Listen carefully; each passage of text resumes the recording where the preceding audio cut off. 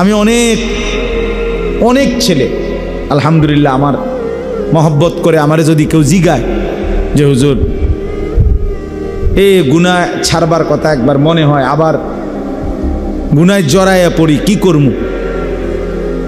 বা মাঝে মাঝে সিদ্ধান্ত নেই ভালো হয়ে চলবো, আবার 15 দিন পরে 20 দিন পরে আবার টেম্পার জায়গা, পারি না, কি করব? তা আমি সবসময় বলি চেষ্টা করবা কোনো আল্লাহওয়ালার কাছে আসা যাওয়া করতে। যদি না আসতে পারো ব্যস্ততার কারণে, পড়ালেখার কারণে, কর্মের কারণে, চাকরির কারণে, হতেই পারে ছুটি নাই আমার, তাহলে কমপক্ষে নিজ এলাকার তুমি যেখানে নামাজ পড়ো ওই ইমাম সাহেবের কাছে কতক্ষণ বসে থাকো, দেখবা ইমাম সাহেবেরই কও যে হুজুর আমার একটা ভালো কথা কয়ে দেন, আমার জন্য একটু দোয়া করে দেন, আমি যেন ভালো হয়ে চলতে পারি, আমি যেন আমার চরিত্রটা ঠিক রাখতে পারি। হ্যাঁ, মাওলানা মারুফ এই মাত্র বলল, নবম শ্রেণীর ছাত্রের কথা বলছে কিনা বলেন? আমি যেই ছেলের কথা শুনছি এতক্ষণ 15-20 মিনিট মোবাইলে বললাম যে কথা, এও এরকম কথাই কইছে, একই কথা। তার কথা শুনে অবাক হইলাম যে ঠিক এ আর এ একজন না, আরেকজন সে এই কথাগুলি বলছে, নষ্ট চরিত্রের কথা। জঘন্যতা কোথায় নামছে? উঠতি বয়সের ছেলে মেয়েদের চরিত্রহীনতা, নির্লজ্জতা, অসভ্যতা, এটা আপনারা যারা একটু বুঝের মানুষ, মুরব্বী আছেন, জাগো বয়স 40-এর উপরে, আপনারা স্বপ্নে না, স্বপ্নের রূপেও যদি কিছু তাই ওইখানেও ভাবেন নাই।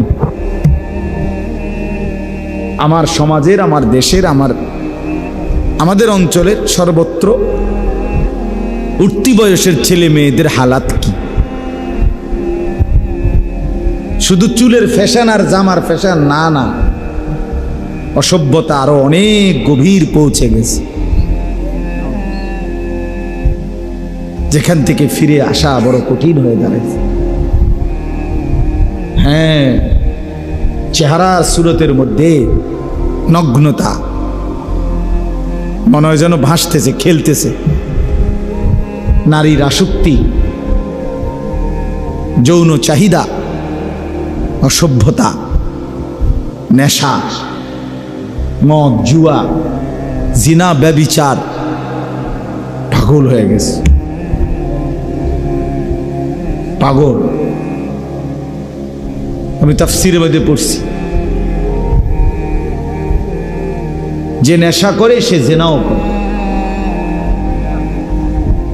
যে নেশা করে সে নারীর সাথে অপকর্মও করে। নাউযুবিল্লাহ। প্রত্যেক নেশাখোর অল্প সময়ের ব্যবধানে ব্যভিচারীও হয়। এই জন্য বললাম সবাই মিলে আন্তরিক হয়ে, আপনি যদি আরেকটু আন্তরিক না হন আপনারা, তো নিজেদের ঘর পরিবার কিচ্ছু থাকবে না। এই পাশ্চাত্যের হাওয়া, ওয়েস্টার্ন হাওয়া, এই মোবাইলের আমন্ত্রণ, ফেসবুকের আমন্ত্রণ, সারা পৃথিবীর নর্তকী আর গায়িকার নায়িকা, আর এই দুনিয়া লুবি, এই অসভ্য চরিত্রহীন, তাদের আহ্বানে মুসলমানের সন্তান বেসামাল, দিশেহারা, বেচারা একরকম অসহায়, কি করবে? কোনোভাবেই নিজেকে নিয়ন্ত্রণ করতে পারতেছে না, এই হালাত। এই জন্য বললাম আপনাদের প্রত্যেকের উচিত নিজ নিজ মহল্লার কোনো আলেমের কাছে বেশি আসা যাওয়া করবে, দাওয়াত ও তাবলীগের সাথীদের সাথে বেশি উঠা বসা করবেন, ওলামাদের সংস্পর্শে যারা। সোজা কথা, আলেমে দ্বীনের সংস্পর্শ, দিনদার মুত্তাকি আলেম। সদবদর হুজুর হলে হইতো না, আবার মোবাইল টিফিন না হুজুর, হাবাটা নিজে সারাদিন মোবাইল টিপে পাং পুং তাং ফাং করে, এসব সদর বদর লইতো না, ভালো হুজুর হইতো। বুঝেন নাই কথাটা? বলে চিনবো কেমন? আপনি দেখলেই চিনবেন। আমনে এই যে বাজারে ফসা মাছ বেছে এই বাজারে ভালো মাছ বেছে, কথা বলেন না কেন? যেই বাজারে আপনার ভেজাল চাল বেছে এনে ভালো চাইলো আছে। আপনি যেই বুদ্ধিমান একটু বিচক্ষণতা খাটায়, বিবেক বুদ্ধি খাটায়, সে ঠিকই বের করতে পারে। এখানেও পারবেন, এটা কঠিন কিচ্ছু না। আল্লাহ তাআলা কোরআনুল কারীমের মধ্যে বলছে, আল্লাহকে ভয় করলে, গুনাহ থেকে বাঁচবার সিদ্ধান্ত নিলে আমি আল্লাহই তোমার অন্তরে একটা ফুরকান, পার্থক্য করার মতো শক্তি, একটা আলো তোমার অন্তরের ভিতরে আমি দিয়ে দেব। ইন তাত্তাকুল্লাহ ইয়াজআল লাকুম ফুরকানা। আল্লাহ তাআলা, তুমি যদি আল্লাহকে ভয় করো, গুনাহ ছেড়ে দাও, মজবুত সিদ্ধান্ত নাও যে আমি নাফরমানির রাস্তা ছেড়ে দেব, কিন্তু কিভাবে ছাড়বো, নেক কাজ করব, আমি কিভাবে করব, এমন একটা দরকার যদি তোমার হয়, আল্লাহ বলেন ইয়াজআল লাকুম ফুরকানা, আল্লাহই তোমাদের জন্য দিয়ে দিবেন ফুরকান, পার্থক্য করার মতো যোগ্যতা, শক্তি, এমন একটা ভেতরের স্পিরিট, এমন একটা শক্তি আল্লাহ দিবে। এটা দিয়েই তোমার অন্তরেই তোমার দিল বলে দিবে কোনটা হক কোনটা না হক, কোনটা ভালো কোনটা মন্দ, কোন কথাটা ভালো কথা কোন কথাটা মন্দ কথা। আপনি বুঝেন না, কথা বলেন না কেন? কোনটা হাসি কোনটা কান্না আপনারা বোঝেন না? কোনটা ভালো মানুষের হাসি কোনটা সিটারের হাসি, বাটফারের হাসি আপনারা বোঝেন না? কথা বলেন। মানুষ তো বুঝে, যেই কোনো মানুষই বুঝে, এটা তো সহজ বিষয়। এই জন্য আমরা প্রত্যেকেই, আমি মারুফের কথা বলতে গিয়ে কথাগুলো বললাম, আমি খুব লম্বা করতে চাই না, রাত হয়েছে অনেক। আলহামদুলিল্লাহ তার বয়ানও আপনারা শুনছেন। আমার প্রথম কথা হইল এই, আপনাদের কাছে অনুরোধ করছি, প্রত্যেকেই স্থানীয় ওলামা, ইমাম, খতিব, তাদের সাথে সম্পর্ক বাড়াবেন। বুঝিনি আমার কথাটা কোনছে? ইনশাআল্লাহ বাড়াবেন, ইনশাআল্লাহ, ইনশাআল্লাহ। বেশি বসবেন, ওনারেই কইবেন, ইমাম সাহেব হুজুর আমারে দুইটা কথা কন, একটা কথা কন, একটা মিনিটে বলেন। হাদিসের মধ্যে আছে, বহু সাহাবী এরকম নবীজির কাছে আসছে, আয়েশা বলছে ইয়া রাসূলুল্লাহ আমারে একটা কথা কইয়া দেন। নবীজি এক কথা বলছে, ওয়াজ শেষ, লা তাগদাব। একজনকে কইছে রাগ করে খালাস, ওয়াজ শেষ। ওয়াজ কি করছে কদ্দুর, এই কথাইটাই ওয়াজ, যে লা তাগদাব, কি করিও না। আরেকজনে বলছে আমি সারাক্ষণ করতে চাই এমন একটা আমল কর, বলছে লা ইয়াজালু লিসানুকা রাতবান বিযিকরিল্লাহ, আল্লাহ তাআলার জিকির দিয়া জিহ্বা ভিজায়া রাখবা, যাও, এটাই খালাস। এই এক সাহাবীকে বলছে গোটা ইসলাম মানতে চাও তুমি, আমি তোমার একটা পদ্ধতি কই। নবীজি বলছে ওই সাহাবীকে, আমি তোমার একটা বুদ্ধি কই, যে এই বুদ্ধিতে গোটা ইসলাম মানা তোমার জন্য সহজ হয়ে যাবে। এটা বলি আমি। কেমন আছেন? আসেন একটু জায়গা করে দেন তো। আল্লাহ নবী সাল্লাল্লাহু আলাইহি ওয়াসাল্লাম বললেন, নবী সাল্লাল্লাহু আলাইহি ওয়াসাল্লাম কি বললাম, ওনাকে বললেন সাহাবীকে, যে গোটা ইসলাম মানা তোমার জন্য সহজ হবে এমন একটা বুদ্ধি কইতাম নি। বুঝছেন নি প্রশ্নটা? তো ওই সাহাবী বলল, বলেন ইয়া রাসূলুল্লাহ, বলেন আমাকে। তো নবীজি বললেন কুফা, মানে এই জিহ্বাটা টাই না, একটু বাইর করে আর কি। নবীজি জিহ্বায় হাত দিয়া বললেন, এভাবে আঙ্গুল লাগাইয়া বলে, কুফা লিসানাক, তুমি তোমার এই জিহ্বাটাকে নিয়ন্ত্রণ করো, খালাস। এই যে ওনার ওয়াজ শেষ। মানে এই যে এক কথায়, এক শব্দে, এক বাক্যে ওয়াজ হইতে পারে, এটা দেখলেন নি? ওনার এই ওয়াজ দিছে এই কদ্দুর কথা, শেষ। হযরতে আনাস রাদিয়াল্লাহু তাআলা আনহু, ওনাকে একদিন নবীজি বলছে, ইয়া বুনাইয়া, হে আমার প্রিয় সন্তান, তোমার একটা নসিহত করি। নবীজি ওনারে বলতেছে, ইন কাদারতা আন তুসবিহা ওয়া লাইসা ফি কলবিকা গিশশুন লি আহাদ ফাফআল। আনাস শোনো, আমার একটা নসিহত শোনো। নবীজি বলতেছে, নবীজির খাদেম আনাস ইবনে মালিক বলতেছে যদি তুমি পারো প্রতিদিন সকালবেলা তোমার দিলটা এরকম বানাইবা যে কারো প্রতি তোমার কোনো বিদ্বেষ নাই, এমনটা যদি করতে পারো ফাফআল, তাহলে কইরো, এটাই তোমার জন্য কল্যাণ। এই আওয়াজ শেষ, ওনারা এর দূরে গেছে। কারো প্রতি দিলে কি রাখো না, বিদ্বেষ, স্থায়ী শত্রুতা জমায়ে রাখো, বিদ্বেষ রাখো না, এভাবেই দিল বানাও। তাইলে এই জন্য বললাম, আপনি ইমাম সাহেবকে বলেন গিয়া যে হুজুর আমার একটা ছোট কথাই বলে দেন, 1 মিনিটের একবারে ভূমিকা, নাহমাদুহু পড়তে হইব, মাইক লইতে হইব, পোস্টার করতে হইব, হ্যান্ডবিল করতে হইব, সুদ দিতে হইব। আমার ভাইয়েরা একবার সবাই সবসময় এটা কইতে হইব, সুদ দিতে হইব, এরম প্যান্ডেল করতে হইব, এটা জরুরি।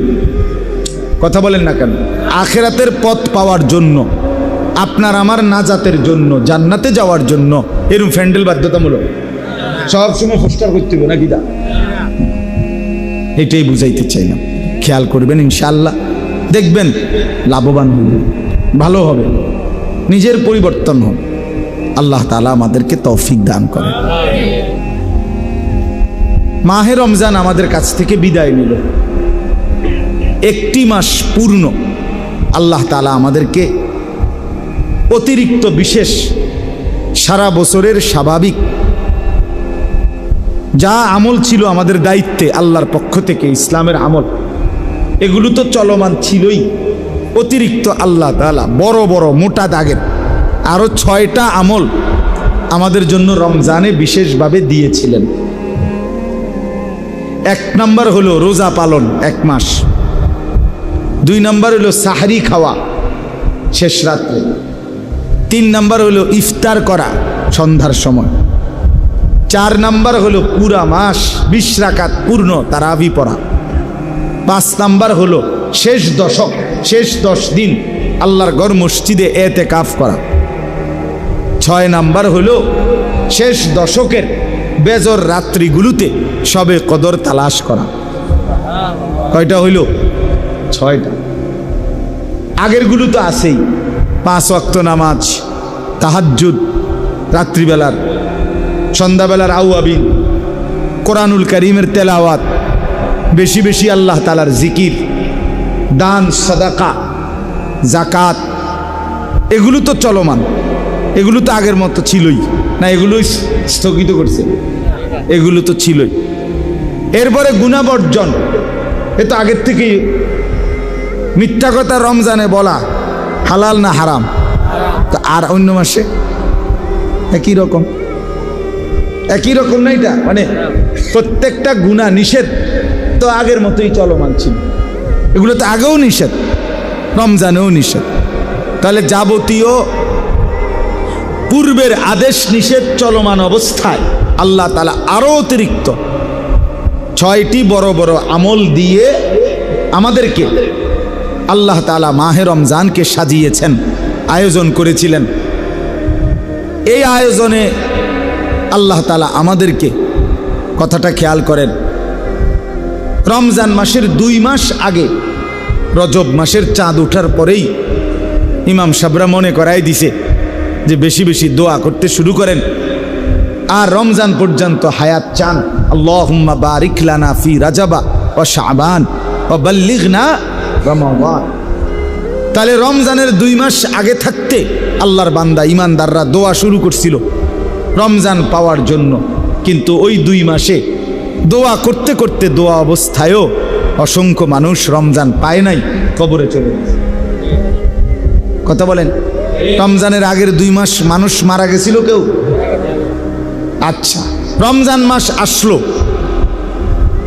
এই অবস্থায় অনেক মানুষ রমজান পেল, কিন্তু রমজানের শেষ দিন পর্যন্ত এই 30 দিনেও অসংখ্য মানুষ তো পূর্ণ রমজানই চাইছিল, কিন্তু এই রমজান চলমান অবস্থায়ও অসংখ্য মানুষ প্রতিদিন কবরে গেছে কিনা, ইন্তেকাল করেছে কিনা বলেন? তাহলে 2 মাস আগেও কত মানুষ রমজান চাইছে কিন্তু তারা পায় নাই, আর কেউ রমজান পাইছে কিন্তু শেষ করতে পারেন। আমার শায়েখ আল্লামা মুফতি মুশতাকুর নবী সাহেব হুজুর বলতেছিলেন শেষ দিন আপনার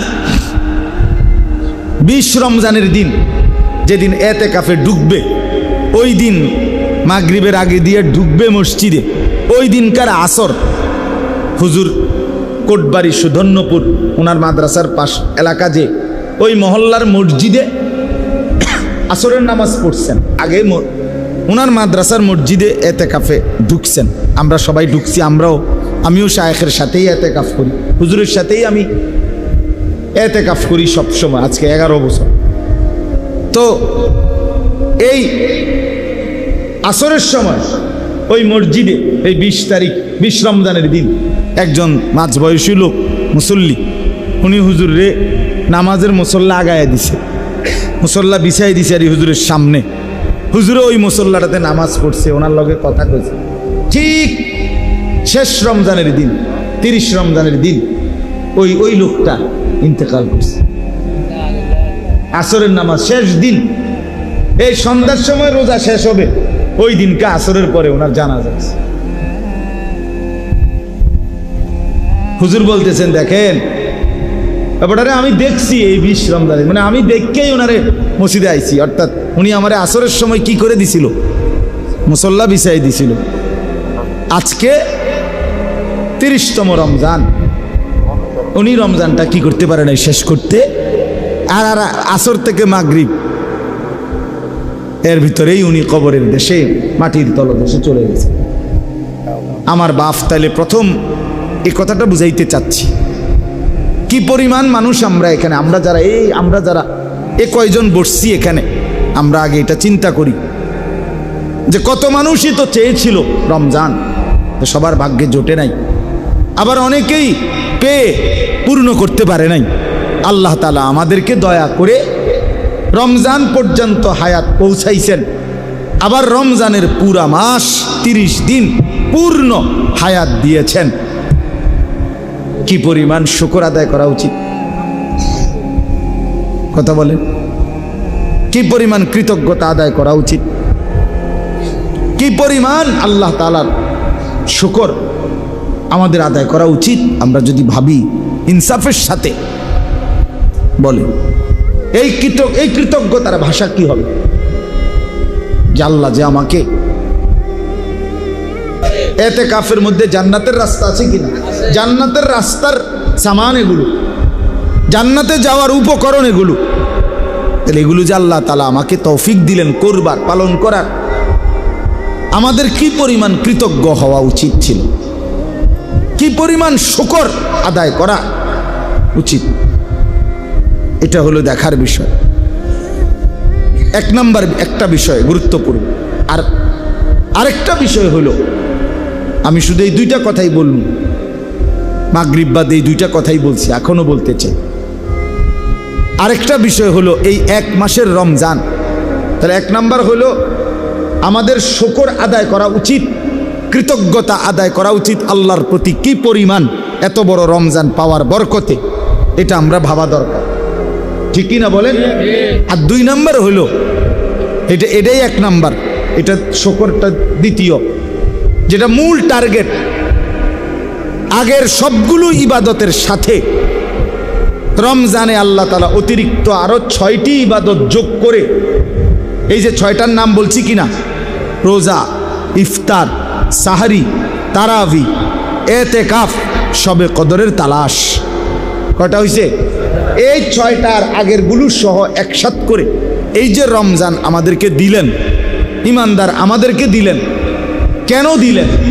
আল্লাহ তাআলা স্পষ্ট কোরআনে এটা বলছেন যে আমি আল্লাহর টার্গেট, আমার চাওয়া, লাআল্লাকুম তাত্তাকুন, যেন তোমরা মুত্তাকি হতে পারো, যেন তোমাদের মধ্যে তাকওয়ার গুণ অর্জিত হয়, এই জন্য দিছিলাম। এখন বলেন 1 মাসের কোর্স তো শেষ হইল, ঔষধও খাইলেন, শরীরটার কি অবস্থা? এটা হলো দুনিয়াবি কথার ক্ষেত্রে আমরা বলি।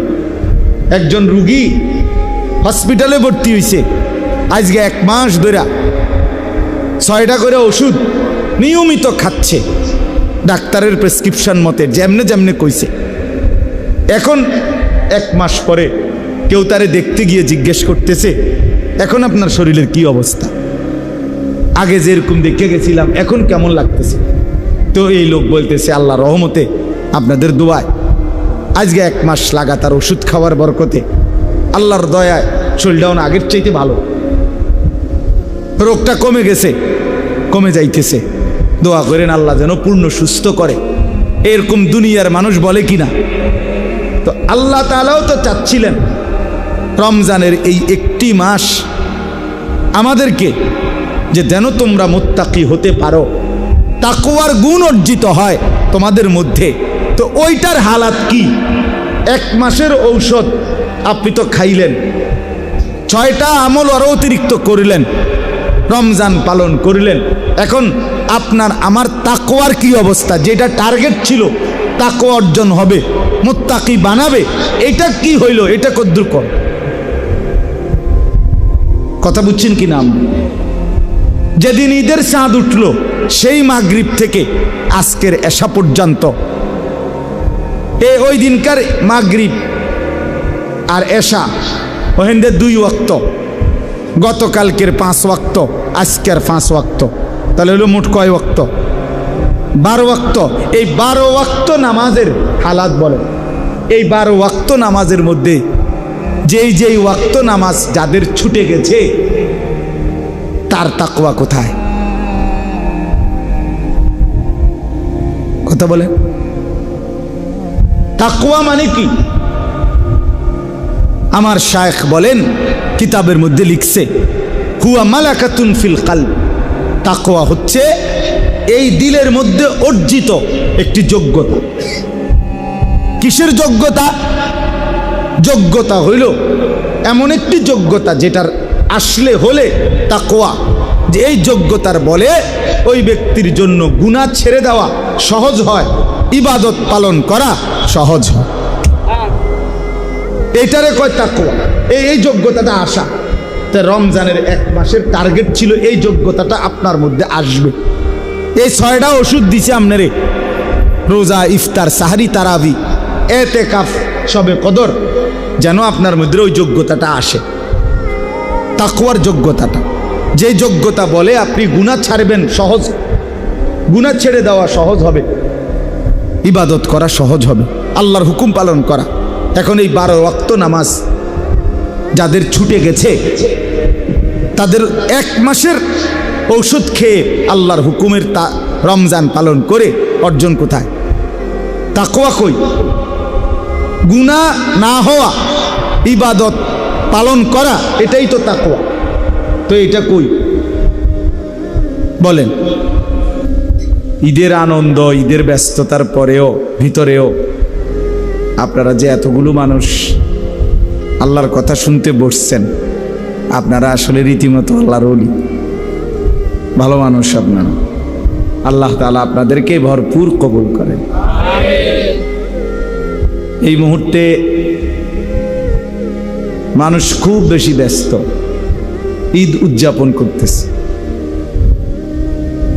রমজান যাই করছে না করছে, ঈদ খুব জমজমাট উদযাপন করতেছে। এর ভেতর দিয়েও আলহামদুলিল্লাহ আজকে পবিত্র ঈদুল ফিতরের পরদিন দীর্ঘ 1 মাসের মাহে রমজান আল্লাহ তাআলার ইবাদত আর বন্দিগি আল্লাহর দয়ায় আদায় করার পরে ঈদ পরবর্তী আজকের এই ইসলাহি মাহফিল, আমার প্রিয় ভাই, ছোট ভাই, আমার শায়েখ আল্লামা মুফতি মুশতাকুন নবী কাসেমি হযরত দামাত বারাকাতুহুমের আপন ছোট ভাই হযরত মাওলানা মুফতি মারুফ বিল্লাহ আপনাদের সামনে এতক্ষণ পর্যন্ত কথা বলেছে। তার বয়ানের অর্ধেক অংশ বলা যায় আমি নিজেও শুনেছি। আমি আসছি আরো আগে, আরো আধা ঘন্টা আগেই আসছি। ইচ্ছা করেই এদিকে আসি না, একটু দূরে চেয়ারম্যান সাহেবের বিল্ডিংয়ে আসছিলাম। এমনি বসেছিলাম যে মারুফ আর একটু বলুক, এই কারণে দেরি করে আসছি, একটু ইচ্ছা করি। আমরাও শুনতেছিলাম, আপনারাও শুনেছেন। সে অনেক ভালো একজন আলেম, আল্লাহওয়ালা, দিল দরদি মানুষ। শায়েখের ছোট ভাই, কুমিল্লা ভিক্টোরিয়া বিশ্ববিদ্যালয় কলেজ মসজিদের ইমাম। অনেক যুবক আলহামদুলিল্লাহ এখন আমাদের এই মারুফ যিনি এখন বয়ান করলেন তার সংস্পর্শে ইউনিভার্সিটির কলেজের অনেক ছেলে, অনেক আলহামদুলিল্লাহ পরিবর্তন হয়েছে, এদের হচ্ছে। ইউনিভার্সিটি পড়ুয়া অনেক ছেলে আলহামদুলিল্লাহ তার সংস্পর্শে কোরআনুল করিম শুদ্ধ করতেছে, শিখতেছে, ওযু, নামাজ, হালাল হারাম, পাক না পাক, আখিরাতের ফিকির করতেছে। এই বছরও ওই ভিক্টোরিয়া বিশ্ববিদ্যালয় কলেজ মসজিদে সে এতেকাফ করছে। প্রায় 70 জনের মতো সাথী তার সাথে এতেকাফ করছে আলহামদুলিল্লাহ। আমাদের সাথে প্রায় 1300 সাথী এতেকাফ করছে, 1200-1300 হবে এক মসজিদে। আমার শায়েখ আল্লামা মুফতি মুশতাকুন নবী কাসিমি সাহেব, উনি যেখানে এতেকাফ করে সুদর্ণপুর, ওনার মাদ্রাসায় মসজিদে, 5 তলা মসজিদ, পুরা কানায় কানায়, একবার সিঁড়ির তলেও মানুষ ঘুমাইছে। তো এই জন্য বললাম, আপনারা যেটুকু শুনছেন আরো মনোযোগ দিয়ে শোনা দরকার ছিল, আরো আন্তরিকতা নিয়ে। প্রকৃত অর্থে পরিচিতি, খ্যাতি, মানুষের কাছে জনপ্রিয়তা, এটা খুব জরুরি কোনো বিষয় না। বিষয় হলো আল্লাহর কথা মনোযোগ দিয়ে শোনা, উপলব্ধি করা, অনুভব করা। সে ছোট হোক, অখ্যাত হোক, অপরিচিত হোক। ওয়ালাউ কানা আবদান হাবশিয়া, সে একজন হাবশি গোলাম, নিগ্রু গোলাম হোক, তার কথাও আল্লাহর কথা যদি হয়, আখিরাতের কথা যদি হয়, কোরআন সুন্নাহর কথা যদি হয়, মনোযোগ দিয়ে শোনা উচিত। আমাদের ভিতরে একটু মানসিকতা আছে, জনপ্রিয়তার একটা মোহ আছে, আমাদের আসক্তি, যে একটু পরিচিত হয়তো মনে করে যে ওনারটাই শুনবে না। আসলে প্রত্যেক মসজিদের ইমাম সাহেবের কথার মধ্যে, আপনাদেরকে যারা জুমার বয়ান করে তাদের কথার মধ্যে হেদায়েত আছে, আপনাদের আখিরাতের পাথেও পুঁজি আছে। আপনাদের জন্যই ওনারা বলে, আখিরাতের কথাই বলে। ওযু, নামাজ, হালাল হারাম, পাক না পাক, করণীয় বর্জনীয়, এগুলোই বলে। এই জন্য বাস্তবিক অর্থে যার আখিরাত দরকার, পরকাল দরকার, তার উচিত নিজ নিজ মহল্লার ইমাম সাহেবের কথাও মনোযোগ দিয়ে শোনা।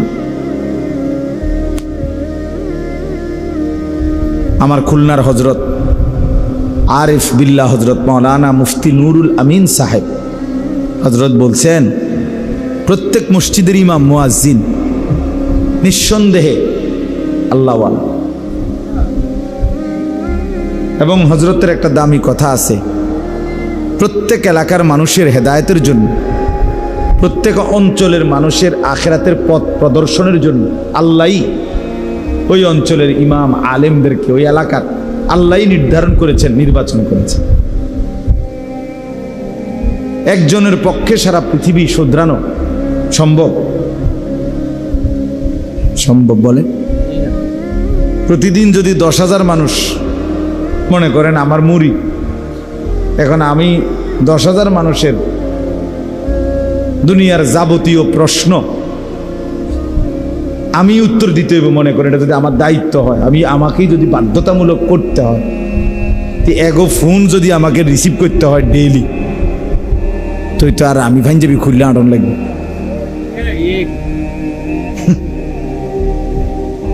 মনে করেন আজকে এই আসার পথে আমি এখন 2,500 নারায়ণগঞ্জ ওইখান থেকে বয়ান করে আসছি, মাগরিব বাদ ওইখানে বয়ান করছে। তো আসার পথে আমি একটা ফোন ধরছি, বরিশালের একটা ছেলে ফোন দিছে, তার কথাই আমার শুনতে হয়েছে 15-20 মিনিট। তার দুঃখ শুনতে শুনতে আমার জান শেষ। বহুত কিছু হেতের কথা কথা, হুজুর আমার আল্লাহর দোয়ায় মোবাইলটা ছাইরেন না, আপনি কুদ্দুর শুনেন আমার কথা। তাই ঠিক আছে কও, শুনলা, কইছি কমাইয়া কও, সংক্ষেপ করে কই, সংক্ষেপেই 20 মিনিট শুনছি। একটা উদাহরণ দিলাম। এখন এইভাবে যদি সব মানুষের কথা একজনকেই সমাধা করতে হয়, সম্ভব এটা? আল্লাহ তাআলা এই জন্য কুদরতিভাবে আল্লাহ তাআলা প্রতিটা অঞ্চলে উপযুক্ত আলেম, ইমাম, খতিব, ওলামা আল্লাহ তাআলা ওই অঞ্চলের মানুষদের জন্য আল্লাহ তাআলাই ছড়িয়ে রেখেছেন, বিছায়া রাখছে। এই জন্য আপনাদের কাছে প্রথম কথা হল এটা মনে রাখতে হবে, কারো ওয়াজ একটু পরিচিতি বেশি, কারো কম, এটি কোনো কথা না। এটা মূল কোনো বিষয়।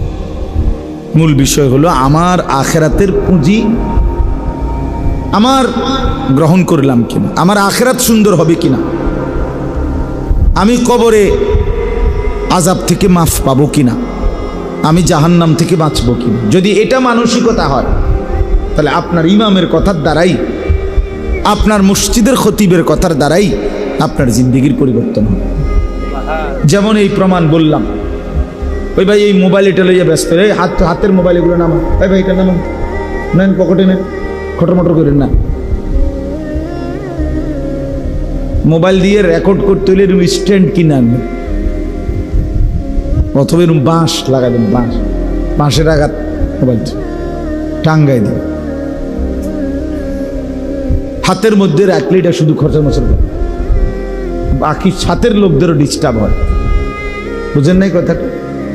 চলেন তো এটার প্রমাণ বললাম, এই যে মাওলানা মুফতি মারুফ এতক্ষণ যে বয়ান করলেন, তার মসজিদের ইমাম সেখানে আলহামদুলিল্লাহ আমি নিজে গিয়েও দেখছি। এখন বয়স্ক এবং জেনারেল শিক্ষিতদের জন্য সে মসজিদের পাশে মাদ্রাসা করছে, শুধু বয়স্করা পড়ে। বুঝেন নাই কথা? 70 জনের মতো যুবক মানুষ তার সাথে এতেকাফ করলো, এবং অনেক যুবক তার থেকে প্রতিদিন প্রতিনিয়ত আখিরাত এবং পরকালের সন্ধান পাচ্ছে। তাহলে কেউ যদি মনোযোগী হয়, আন্তরিক হয়, তাহলে নিজ মসজিদের ইমাম সাহেবের কাছেই তার হেদায়েতের সামান, উপকরণ আছে। আছে কিনা বলেন? এটার প্রমাণ বললাম না। বক্তা হইতে হইব, জনপ্রিয় হইতে হইব, কারে আনলে লারা খাইব। বুঝেন না কথাটা? একেবারে মানসে মাছে গাছে একটা ফেস লাগিয়ে দেবে, বুটে বাদামে বন, বিড়ি, সিগারেট, চা, বাতে মাছে একটা ফেস লাগিয়ে লাগছে। হ্যাঁ না, মাহফিল হয়েছে, তারা মানুষ হয়েছে, খালাস মানুষ হয়েছে তারার মা। তো এরপরে মানুষ হয়েছে তো বুঝছি, বন বিড়িও খুব বেচা হয়েছে, বুটমুড়িও বেচা হয়েছে খুব, কিন্তু পরিবর্তন কদ্দূর হয়েছে সেটা কোন কথা বোঝেন নাই? কথা তো ছিল এই, কথা তো ছিলই, পরিবর্তন হলো কোথায়? নামাজি বাড়ছে কয়জন? আখিরাতের ফিকির বাড়ছে কয়জন? চোখে পানি এসেছে কয়জনের? আল্লাহর ভয় তৈরি হয়েছে কয়জন? এটা বলে। এই জন্য আমি অনুরোধ করলাম, যে কয়জন বুঝছেন, যিনি বুঝছেন, এটা মনে রাখবেন। প্রত্যেক অঞ্চলে আপনাদের এলাকার যারা ওলামায়ে কেরাম, তাদেরকে কদর করবে, বলেন ইনশাআল্লাহ। নিজের ইমাম, নিজের মসজিদের মুয়াজ্জিন, নিজের মসজিদের খতিব, নিজ এলাকায় যে সমস্ত আলেমরা আছে, ওনাদেরকে কদর করবে।